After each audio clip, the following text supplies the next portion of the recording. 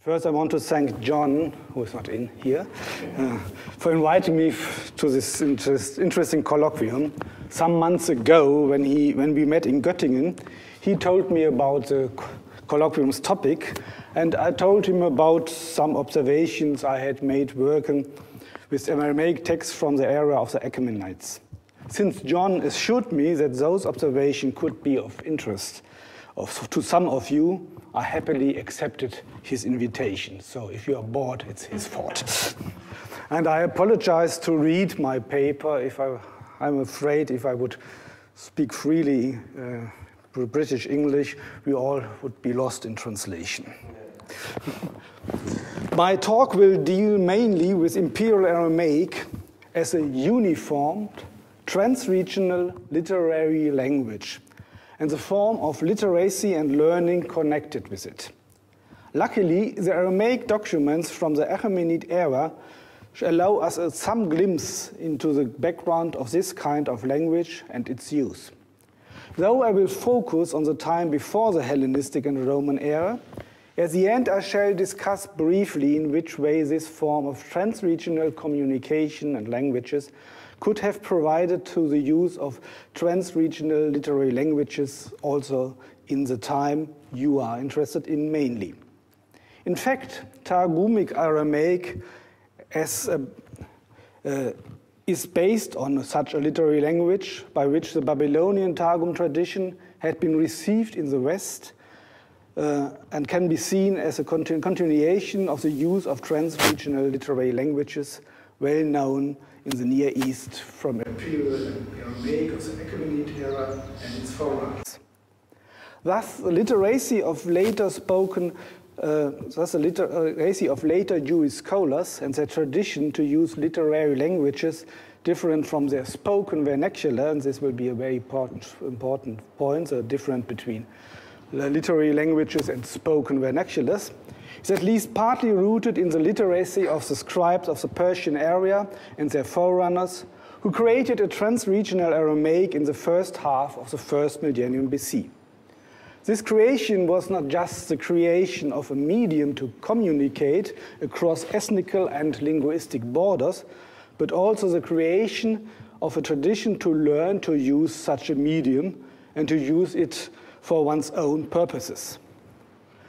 But let me start with the Achaemenid era. The Achaemenid did control a vast territory from today Libya and Anatolia in the west, far into Central Asia in the east. Nevertheless, in several places of this territory, Aramaic documents had been found, including the extremely distant areas of Sienf Elephantine at the southern border of the Achaemenid Egypt, Lycian Xanthos in West Anatolia, and Bactria in modern Afghanistan, about 3,500 kilometers away from Elephantine and Xanthos. The documents found deal with different topics. They are of official but also private letters, custom lists and protocols of court proceedings, contracts and loan documents, even literature, and, for example, a label, probably original attached to a container containing drugs, which the wife of the governor Bagavant in Bactria provided for her husband, together with instructions to use them. The documents from Bactria, which had been published only in 2012, prove that Imperial Aramaic was not just the official language for the western parts of the Persian Empire, as some scholars presumed, but used throughout the whole area of the Persian Empire. Nevertheless, though the documents are found at extremely distant places and were written from the beginning of the 5th century BCE right to the end of the Achaemenid era, they use the same form of Aramaic, called by the Aramaist Imperial Aramaic. The language encountered in the different texts is basically always the same. If the documents differ in respect to their language, then the differences are found either in the ability of the scribe to use this language, or in the use of local termini technici. but in the morphology syntax, it's always the same. Thus, the Bactrian documents show quite few deviations from those found in Egypt, but no linguistically systematic chains can be detected behind these deviations. They are not an evidence to a different form of Aramaic, but obviously these differences are caused by the fact that some scribes were not fully acquainted with this language. Also, deviations in the use of termini technici taken from the local languages used in the document are, of course, no sign of different dialects. On the contrary, such a phenomenon may be taken as typical for the use of a secondary language whose lexicon needs to be expanded to be used to communicate in the specific environment of a given region. It is exactly the opposite of using foreign words in a primary language. An important trigger to use foreign words in a primary language is the occurrence or development of something new for which the primary language does not possess an adequate term, or which, by the use of a foreign term, it is marked as foreign, special, or exceptional. For German, it would be the computer. To illustrate this important point that we here work with a secondary language into which local termini technici from the primary language was taken over, I give you some examples. This document C1 from the Bactrian documents, we are in Afghanistan, contains a list of several objects of provision for men having moved to a different place and for the cult. It abounds with non-Aramaic words. But the simple statements which do not refer to specific objects are formulated in simple, clear, and normal imperial Aramaic. Thus, in the introductory phrase, in the month of Kislev, year 1 of Artaxerxes the king, provisions in Maitanaka for Bayasa when he passed from Bactria to Vanu, only the administrative term for provision, Daushachwara, is not Aramaic, but obviously taken from Persian administrative language. On the other hand, in the line 37 uses for libation, Thausra, or something like this, which is obviously related to a Western Thausra, and thus an expression at home in Bactria. Also, Bagina for temple and Bagi for an offering are Iranian words. Thus, the scribe uses his local cultic lexicon when he switches to provisions given to a certain temple. But he, of course, knows the basic Aramaic terminology for animals, flowers, and wine. But in the very moment he has to distinguish between different kinds of bovines or sheep, he adds Iranian words, as in Tor, Said, or Seed, or in Torin, Charak, where Tor, bovine, is taken from Aramaic, and Said, or seed, and Charak are obviously Iranian words. Interestingly, he uses with Charak also not an Aramaic form. For an plural, Aramaic plural, we would expect Charakin, but an Iranian plural or something like this. The Aramaic texts from Egypt show exactly the same picture of basically the same Aramaic language extended by foreign words. If one analyzes the use of those words, then the majority of Persian and Akkadian terms can be reduced to the realm of administration. Especially the correspondence of the satrap Achaemenid with his officials in Egypt, which are partly Persians, partly Egyptians, abound with Persian administrative terms. Egyptian terms appear in the Elephantine documents, especially in connection with ships, or architectural termini technici. Thus, they reflect the area the documents were written in. The island of Elephantine and its counterpart Sienne on the eastern bank of the Nile are located at the northern end of the first cataract, and thus were important harbors for both the ships going to the north and the shipping of the cataract, for which special vessels and knowledge were needed. And the houses were probably built by local craftsmen.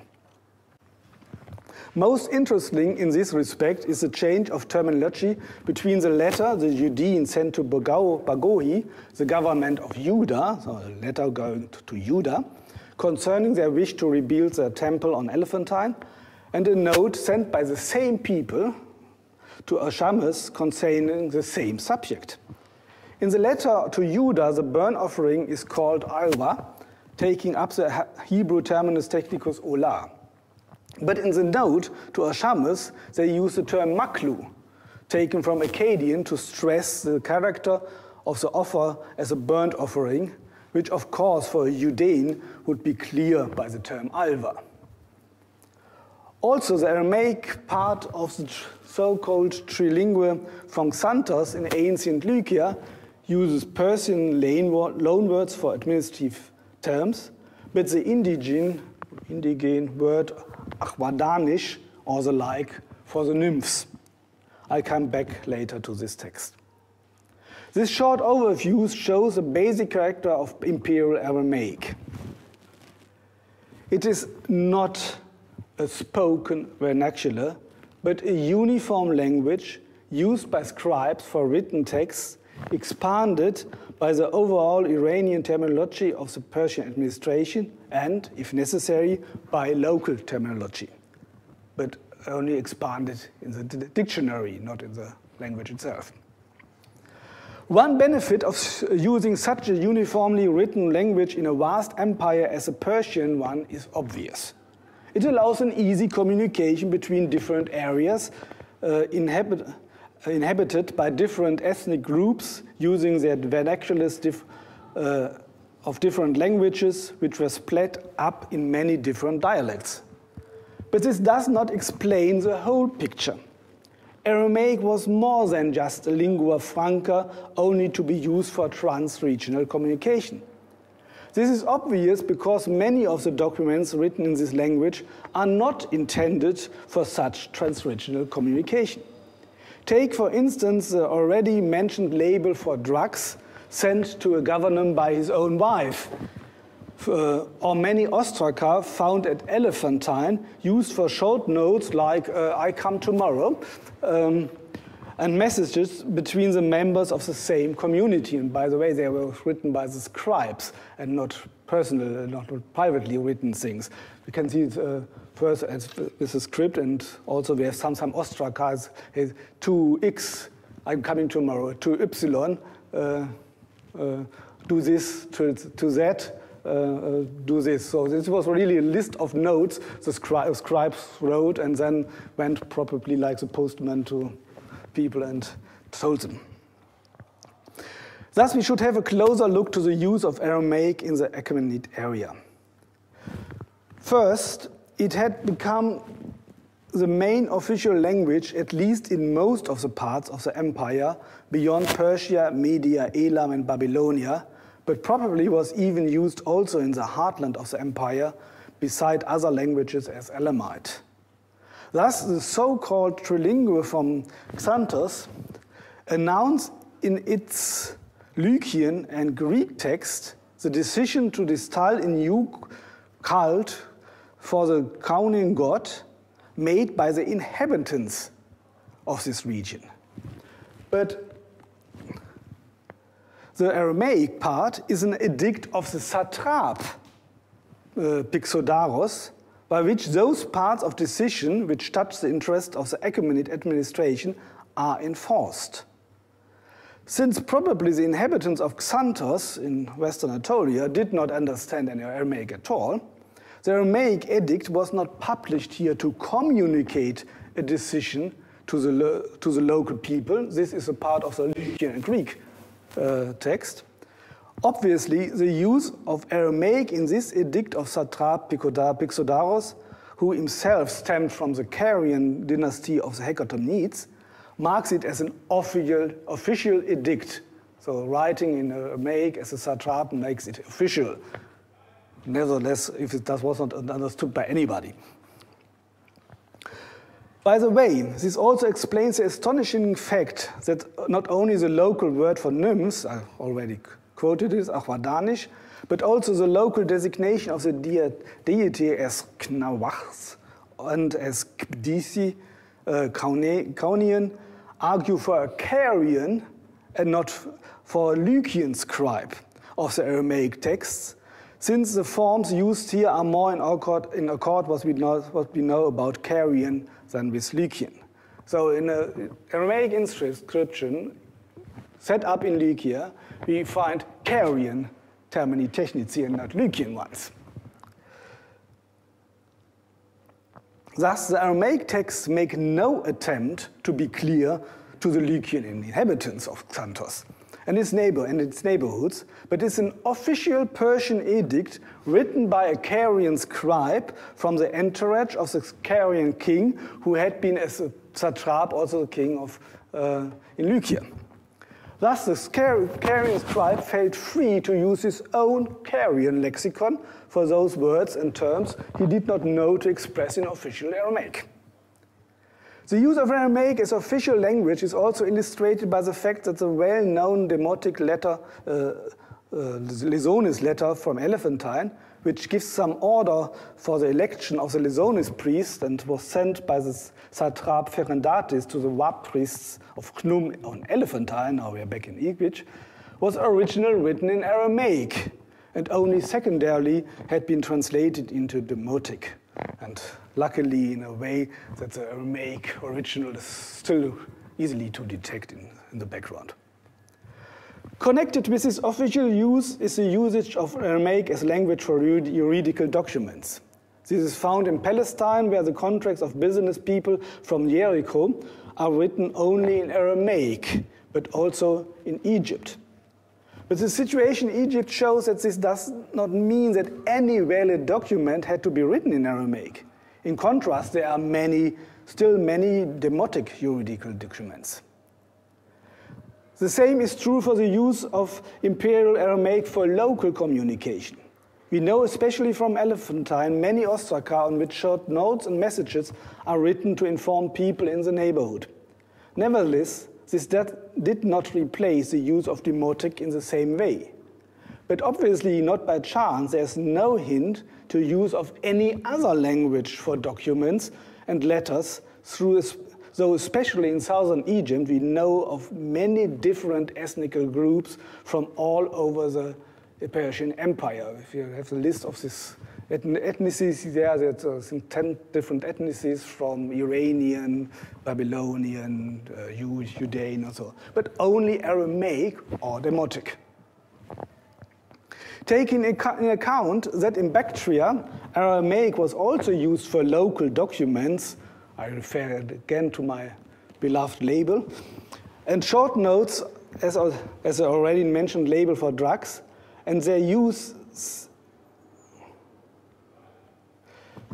taking account that in Bactria, Aramaic was also used for local documents, we may conclude that Imperial Aramaic was not just an official Aramaic, but also a standard language of professional scribes which used it simply for all documents they were asked for to write. Those scribes did not replace the traditional scribes in countries like Egypt and Babylonia, but obviously worked for both the Persian administration and those people for which the scribal language of the local scribes would not be appropriate, or in whose region no scribal tradition has been established before. Thus, in Egypt, documents for non-Egyptians are written mostly in Aramaic, even when Egyptians are involved. But if you come to only Egyptian, then it's Demotic. And in Bactria, where probably no scribal tradition, as in Egypt, had been established before the Persian area, Aramaic did become the main or even only scribal tradition at this time. In Western Anatolia, where other scribal traditions, like Greek and Lycian, had been already present in this area, the inhabitants did not use Aramaic, leaving it to the realm of simply official text from the Persian administration, as the Edict of Pixodarus shows. These observations raises the question of the relationship between such a trans-regional standardized scribal language and spoken Aramaic. The case of Bactria and Xanthos where probably no Aramaic had been ever spoken, clearly shows that nevertheless such a written Aramaic could be used. But in many areas of Syria and the Levant, Aramaic dialects had become the spoken language before the Persian area, though one should not be misled to take any Aramaic inscription as a sign of spoken language. But one should not expect that all those people spoke the same Aramaic. On the contrary, by all what we know about ancient or pre-modern societies, we have to expect a lot of different dialects and vernaculars. Thus, one should never take it as given that written text in antiquity reflects the language spoken by ordinary people, though this naive mistake is often found. This is especially true if one deals with transregional written languages. I'll come to this point back later. The phenomenon of a transregional literary language is of course known also from the pre-Persian time, and obviously the Aramaic of the ancient inscriptions from the first half of the first millennium BC had been such a secondary written language. Thus, the inscriptions, for example, found in Hama, were found in an area which was probably at this time still using Canaanite languages. Or some had been, one inscription had been found at Bukan near the Lake Omia, in an area where no other inscription is found and probably no one spoke even a Semitic language. Nevertheless, also these inscriptions do not show great differences in their language. Even more, they share phrases and literary forms which clearly show that they are based on a common scribal tradition. Thus the curse, 7 cows may suckle a single calf, but it will not be satisfied, and 7 women may bake in a single oven, but will not fill it up, is not only found in the inscription from Bukan, near Lake Umia, from the end of the 8th century, but already in the inscription from Tel Fecheriye from the 9th century in northern Syria, and partly also from Sphire in western Syria in the 8th century. Thus, already in pre-Persian time, there existed a kind of common literary Aramaic used by scribes at different places and times.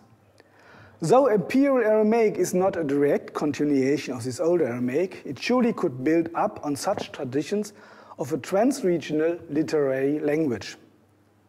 But especially in the vast Persian Empire, the use of such a uniform written language by scribes from different regions and times implies that learning to write such a literary Aramaic was in fact the same as to learn a new language. The scribes were thus we are facing the question how and where the scribes did learn their language. I think we really have to keep in mind, it's not just learn to write, it's learn to write a new language.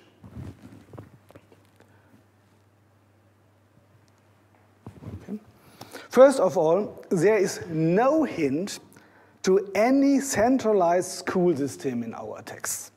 We know a lot about the organization of the Achaemenid Empire and possess thousands of administrative texts which name many different officials and posts and administration things, but there is, as far as I see, no hint to any public educational system to train scribes.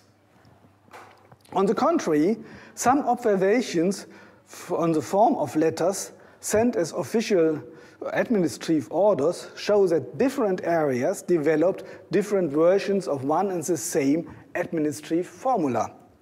Thus, those letters which are letter orders, those letters end with the notion that a certain person knows the command and a notion about the scribe. Obviously, these persons are mentioned to testify to the correctness of the letter and thus to validate the command. And obviously, this notion had to be in such letters. Though we encounter such phrases in letters found in Egypt and in Bactria, and parallels also on Elamite tablets, The different regions show different developments of this phrase. If there would have been a central school for administration, one would expect that especially such an important juridical administrative phrase would be standardized. But it's not standardized. Can change. Luckily, we possess from Elephantine not only documents by different scribes, but also by one scribe and his son. If one compares the script of these two persons, father and son, with the script of a scribe who worked at the same place and in the same time between both, it is obviously that the script of the son Mausya resembles more the script of his father Nathan, than the script of Buni Bar Manuki. Also, the form of the date given in the first line of documents written by them are identical in the text of father and son, but differs in the text of Buni. Father and son first give the Babylonian month's name and then the Egyptian one, and add the word for months, in the second case. Buni heißt er. Buni mentions first the Egyptian one and then the Babylonian name and omits the word for months. These differences show at the one hand that at the same time and place, scribes with different habits and total different handwritings can be found, and on the other, that probably a father had trained his son. Thus, scribes were trained either in small local schools or more probably by older scribes, which could be their fathers. But how could the trans-regional uniformity of Imperial Aramaic had been achieved with such a local system of scribal education, especially because there is no hint to the existence of written grammars, dictionaries, and school books? The only way I see is the assumption that the scribes learned this literary form of Aramaic by sticking to other documents and learning from them through the correct terminology and orthography. We already observed an exchange of stock phrases in the Old Aramaic inscription, which show that such a way of training was not a new invention. But the need of the Persian administration for scribes who would be able to write an Aramaic text understandable as a different place of its empire obviously lead to the perfection of this intellectual elite in mimicking the language of other documents they dealt with. This easily explains the uniformity of imperial language on the one side, and on the other side, the need and freedom of the scribe to use local terms for objects not having come across in documents before. If you have no document read about shipping in Egypt, then you have to ask the Egypts how do you call them. It's quite easy. There was no dictionary, and of course no grammar of Imperial Aramaic, which could be consulted, but only the stock of language found in other documents and or transmitted by older scribes, the younger scribes learned from. Consequently, any lacking word had to be taken from other sources. By the way, this also explains the observations that sometimes the scribes use writings which obviously are linguistically wrong, but can easily be explained as reconstructed on the base of analogy of seemingly parallel forms. So sometimes they invented forms which are linguistically simply wrong. That the scribe were used to follow older text in a most faithful way is illustrated by the famous Achaemenid scroll found at Elephantine. This scroll contains the story of the Proverbs of Achaemenid written by one and the same hand, the Proverbs and the story of Achaemenid written by one and the same hand. But both parts are written in different dialects of Aramaic. The language of the story resembles Imperial Aramaic, but the Proverbs are written in a clearly older Aramaic, probably to be dated at the end of the 8th or the beginning of the 7th century BC. We know this because the Achaemenid scribe did faithfully reproduce many features of this old dialect which had been lost in his own imperial Aramaic. Here we meet a scribe who sticks meticulously to his written source and does not try to modernize his text, except maybe some orthographic features which would have made the text incomprehensible. Thus, a scribe of imperial Aramaic had not just to learn to write a new language, but he did this by studying and mimicking extant text, and thus was literate in a very strict sense. This leads us back to the question of the relationship between written texts and the way they were read out to others not capable of this literary language. One should keep in mind that the texts are written without vowels and indicate the right vowels only in some places by martus lectionis. Nevertheless, there is no real problem concerning documentary text or letters. Discussing a contract at the court would be a discussion with scribes who could explain any appropriate language to the illiterates what was written in a document. Especially in the areas where no Aramaic was spoken, such texts would have not been read aloud, but to be translated anyway. It would not help any person if the scribe would just read the Aramaic document. They would have understood no word. And the same with letters. If this would have if the scribe would have read this label aloud to the husband, he would say, "Okay, what shall I do with these drugs? I don't understand the word." Thus, for administrative texts and letters, there was no need to be able to pronounce Aramaic in a correct way, as long as the scribes could understand the written words, the meaning of the written words, and thus could transform it in the actual language used in his environment. This is not just a theoretical approach, but is proved by the use of Aramaic in Central Asia in post-Persian time.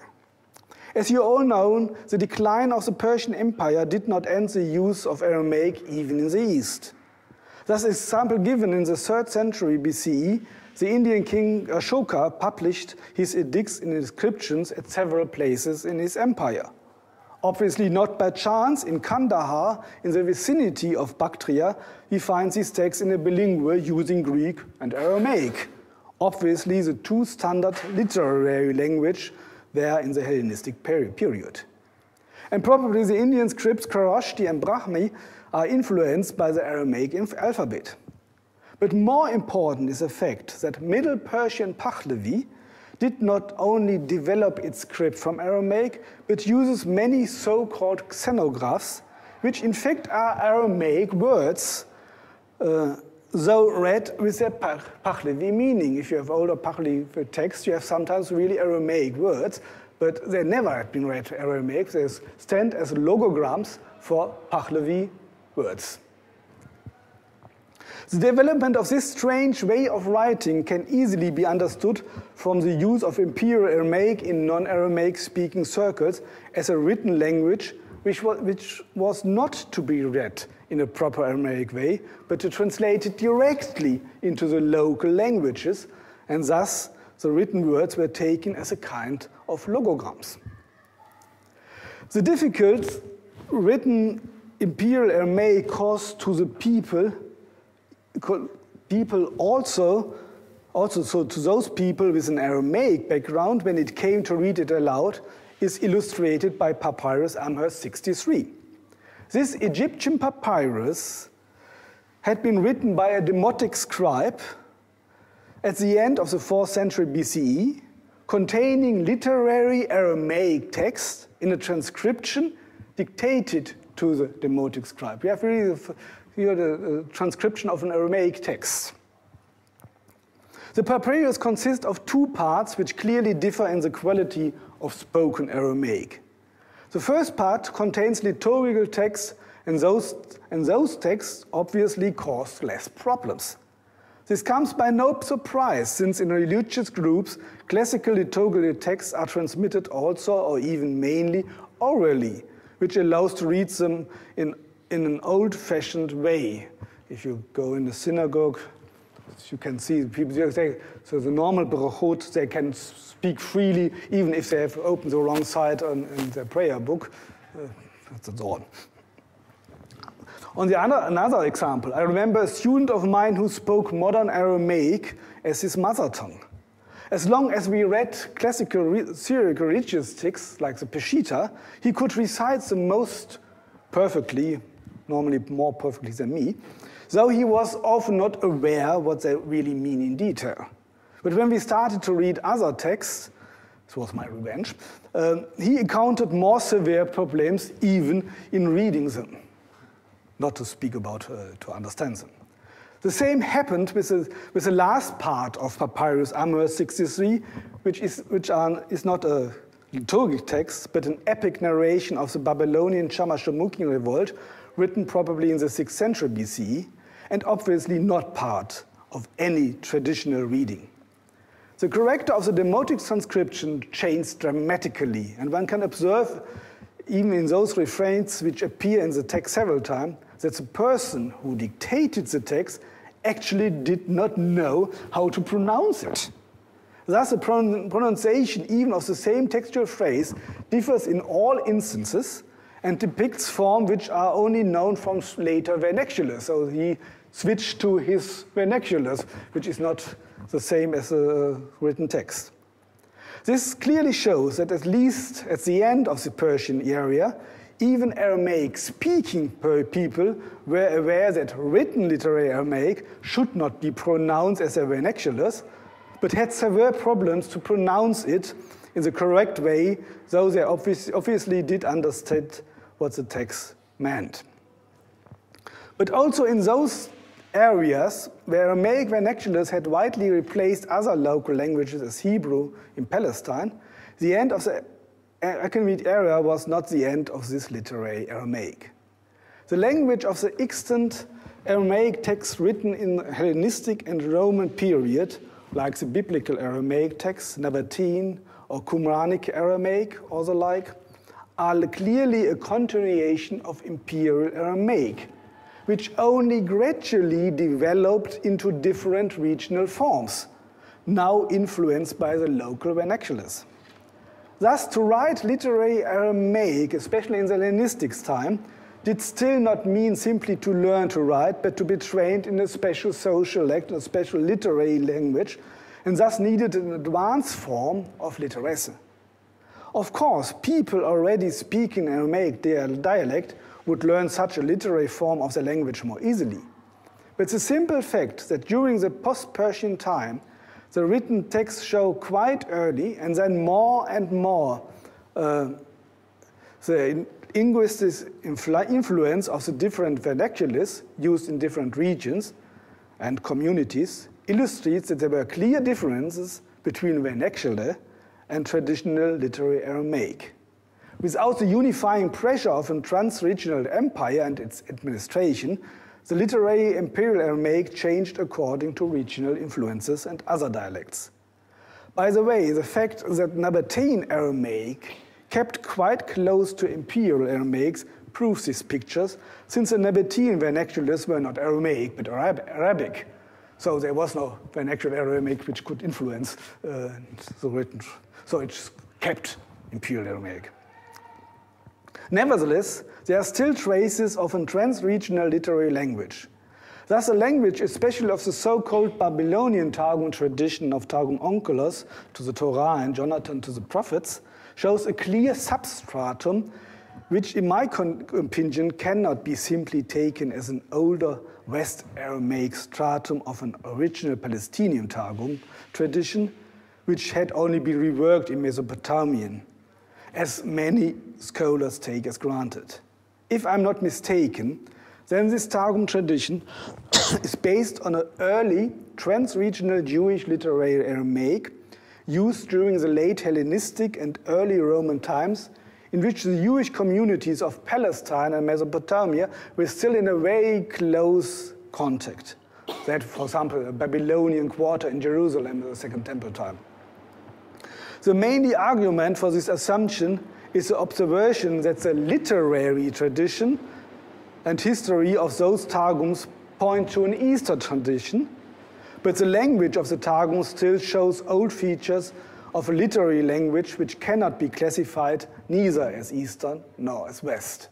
So they use this standard Jewish literary Aramaic coming from Imperial Aramaic to write their Targum and transformed it by this also to the West.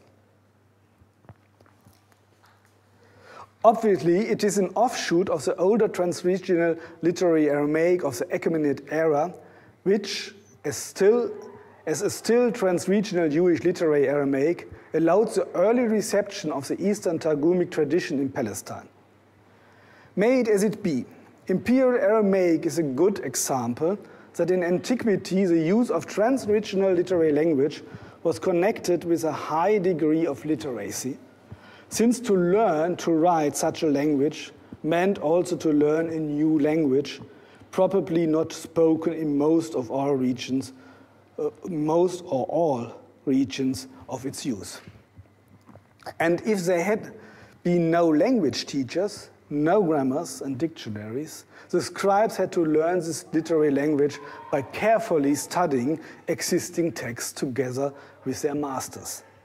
Could this be at least one of the sources of later Jewish learning in non-Hellenistic circles, which enabled the preservation of a great amount of text, starting with the Hebrew Bible and not ending with the Talmudim, and the astonishing tradition to stick to the literary language also of traditional text as Mishnah, Targum, or Gemara, used side by side.